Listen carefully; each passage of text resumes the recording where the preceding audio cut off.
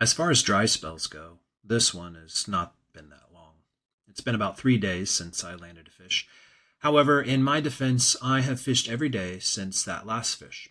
It feels like forever. It's painful, and it makes me question what I'm doing. I'm on day 27 into a 117-day sabbatical. You'd think I would have learned how to catch a fish by now. Sure, the snow melt is still making all the rivers run high, but the reality is I just don't know what I'm doing. I don't have any confidence in myself. I can look at the river and have some guesses, but I'm not convinced. It doesn't look like other guys are having much luck either. 90 more days of fishing and truck camping, and I'm starting to wonder if this was the right call for what is most likely the one sabbatical I get in my life. The snowy range was beautiful, except for a few rainbows and brookies that I took on an Adams and an Elk Caricatus. I have not had much luck in this range. The encampment river is up, and the gal at the fly shop is telling me that this is prime time, but I don't see it. The Platte River might as well be the Dead Sea. I can't catch a break, and the bugs are bad, so I decide to pull up stakes and head north to a place called the Miracle Mile. Never really heard of it until I started looking into the strip. I'm not catching fish here, so might as well move. The drive is beautiful, and the camping spots are plentiful. But after throwing a bunch of streamers, I'm still coming up short. No fish, no bites. I do notice that it seems like all the fishermen are camped on the other bank, a sign I should probably pay attention to. The next morning, I tied on some nymphs and hit a couple of holes. No luck.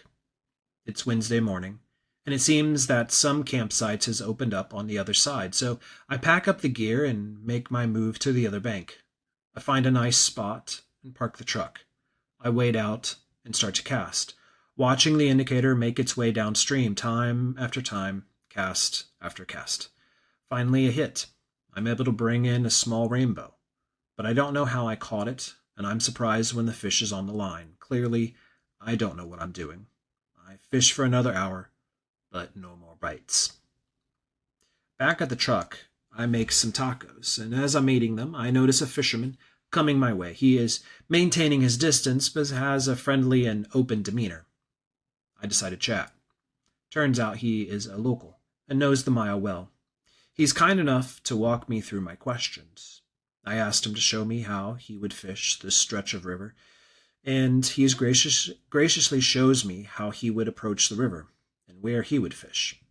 It's not what I was doing, and it's clear I was not fishing some of the best runs in the river. He shows me his rig and the nymph he is using. They're close to what I have, but not quite. After about an hour, he parts ways, and I finish up my lunch, bound to go out and try again. I make my way up the canyon. I try the recommended nymph convo and fishing technique. It's not long before I hit a genuine catch. It's the largest brown trout of my life. Now that's not saying much, as I've only caught about 10 of them, as I'm from a state whose rivers hold smallmouth and not trout. But this trout is solid and broad-shouldered. It's a beautiful fish. The dry spell is officially over. Much of life seems to be more dry spell than feast.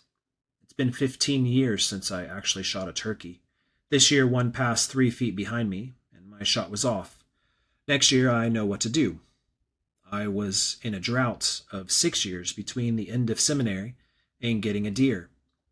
I didn't hunt too hard in those 6 years, but that's still a long time. Why do we keep at it? Why do we do things in life that take only a short dry spell to overcome, and other things we can stubbornly keep at until we find success again? So often this is the case with faith and the spiritual life. We enter into a dry patch. We find no signs of life. We struggle to find motivation to pray and to go to Mass.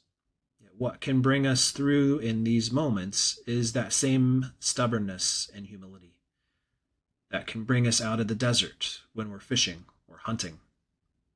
Seeking out wisdom from others and guidance from those more practiced than ourselves is often the key. It takes humility to know that we are in a dry patch and that we don't know what we're doing. It takes humility to ask for help. It takes fortitude to keep at it when nothing seems to be happening. Our heart is the problem, not the faith, not God. We are often not doing something right. We are not adjusting our life to reach our goal. Like my inability to see where the fish could be, our faith can often become too stale because we refuse to move or to have the humility to ask for help. It should come as no surprise then that our faith starts to die because of that long drought in our life. A dry patch can turn into a desert into death. The key is to desire the spiritual life just as much as we desire the trout or the deer. Faith is there even when we don't see it. And all we need to do is keep at it with fortitude